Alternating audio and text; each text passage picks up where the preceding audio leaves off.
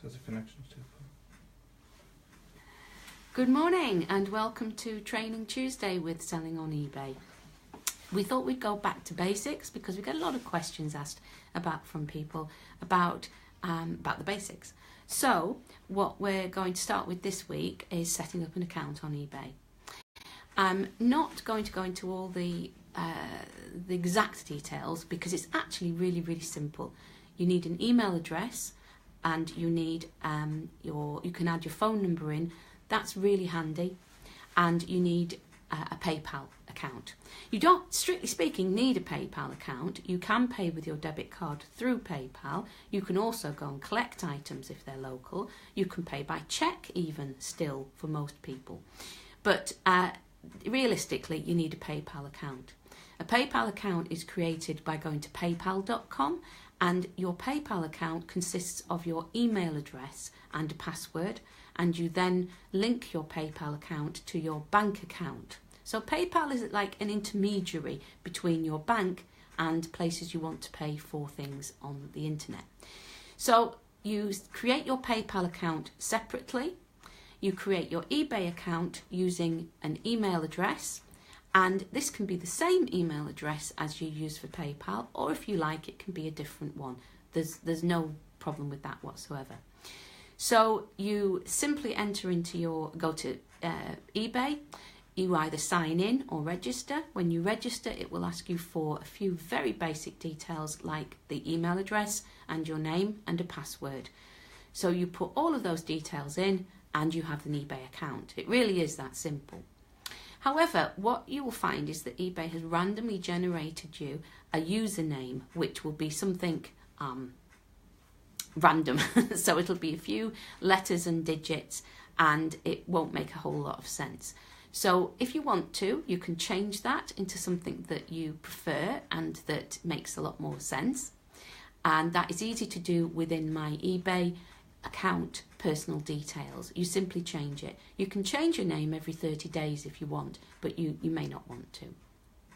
Having created the account, you then need to link it to your PayPal account. This makes it much easier to pay for items, and if you're going to sell, it also makes it easier to sell items. In fact, you need to have your PayPal account linked not once but twice to PayPal if you want to sell items.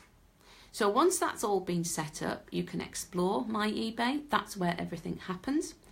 That's where you will get messages from buyers, messages from sellers, messages from eBay itself. That's where you can send messages from as well.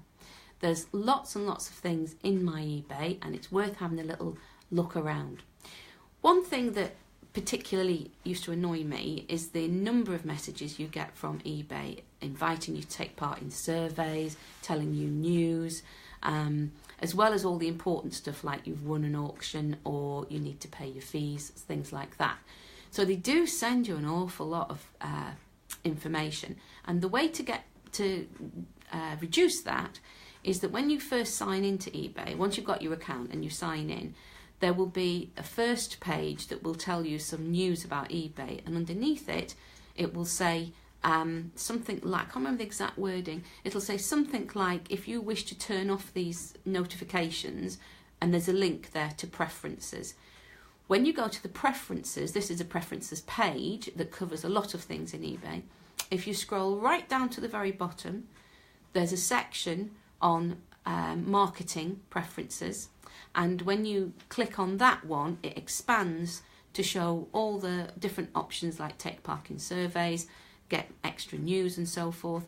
And there's a ticky box next to all of them by default. If you untick all of those boxes, you won't get bothered by the surveys and the news and all the rest of it.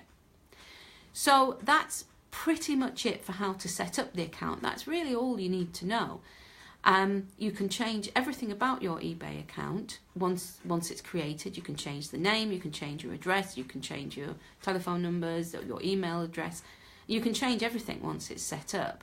And actually setting up is extremely simple. So next week we will talk about another back to basics issue, which is feedback. And I know we've covered this before, but there's still questions about feedback. So we'll go on to that next week and I do hope you will join us. Please make comments below and join us next week on another Training Tuesday with Selling on eBay UK.